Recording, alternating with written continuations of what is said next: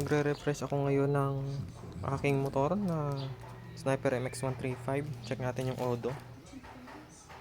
99,086. Tapos magpapalit na ako ng guide. Ayun yung guide. Doon yung mga parts. Tapos ito timing chain. Ngayon, check natin yung elongation ng chain based dun sa brand new. Pagkumparahin natin. So, ito yung brand new. Ayan. Tinggal ko lang sa plastic. Ngayon, pag-compare natin. Ba, may kalawang na agad ah. Asang hangin. Pag-compare natin kung ito na lang gawin natin.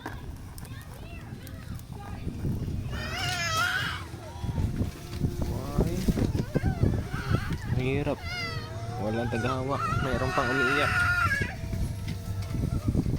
Ayan,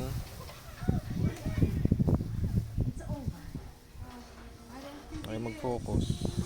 Ayun, mahaba siya.